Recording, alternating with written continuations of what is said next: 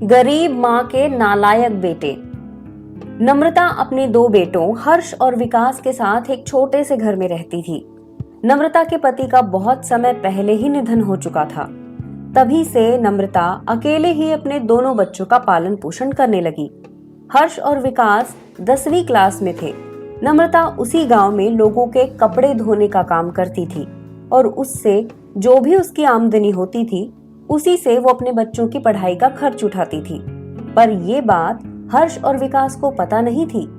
नम्रता ने अपने बच्चों से झूठ कहा था कि वो एक कंपनी में काम करती है, क्योंकि वो नहीं चाहती थी कि उसके दोनों बेटे शर्मिंदा हों।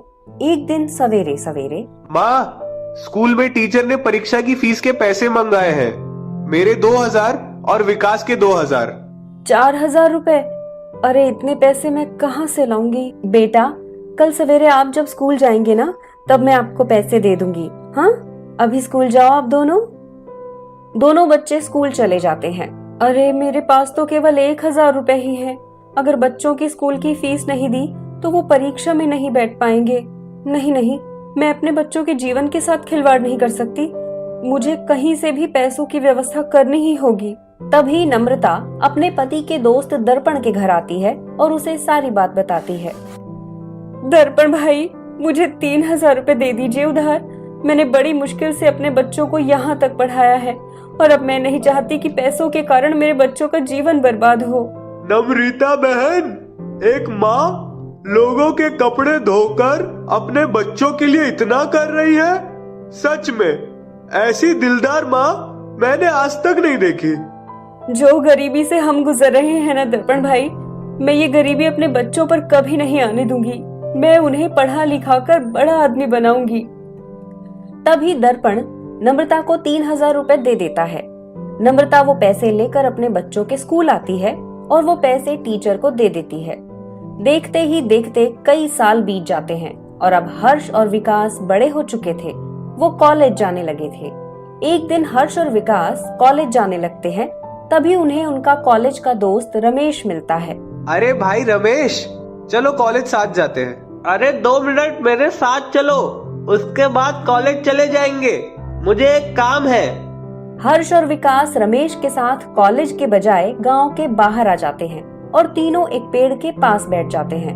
तभी रमेश अपनी जेब से एक सिगरेट निकालकर पीने लगता है। रमेश, तू सिगरेट पीता है? इसमें क्या बुराई है? कॉलेज के सभी लड़के पीते हैं। नहीं रमेश, ये सेहत के लिए अच्छी नहीं है। अरे भाई, सब फालतू बातें हैं। एक बार तुम दोनों भी ये फूंक मार करके देखो, तुम्हारी दुनिया ही बदल जाएगी।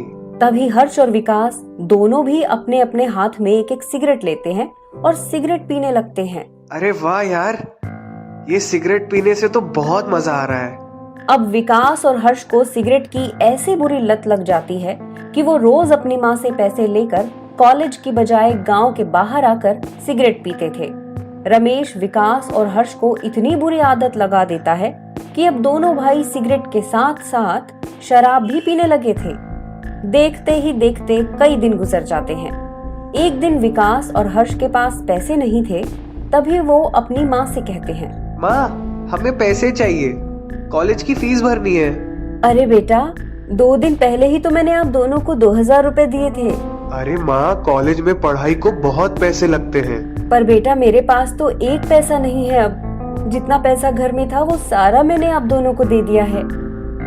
दोनों ये बात सुनकर गुस्से में घर से बाहर आकर बैठ जाते हैं। हर्ष, मुझे शराब पीनी है यार, अब पैसों की व्यवस्था कहाँ से हो पाएगी? अरे हम पिताजी के दोस्त दर्पण काका से मांग लेते हैं ना पैसे। दोनों तेजी से दर्पण के घर आते हैं और जोर जोर से रोने लगते हैं।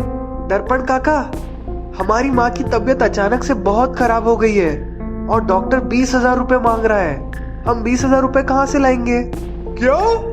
इसीलिए हम अपना घर बेच रहे हैं। आप हमारा वो घर 20,000 रुपए में खरीद लीजिए ना, ताकि हम अपनी माँ का इलाज करा सके। हाँ हाँ बच्चों, रोना बंद करो। दर्पण दोनों को 20,000 रुपए दे देता है। वो दोनों 20,000 रुपए लेकर वहां से चले जाते हैं और शराब सिगरेट जुए में वो सारे पैसे बर्बाद कर देते हैं। रात का समय, दोनों नशे में गिरते पड़ते अपने घर आते हैं।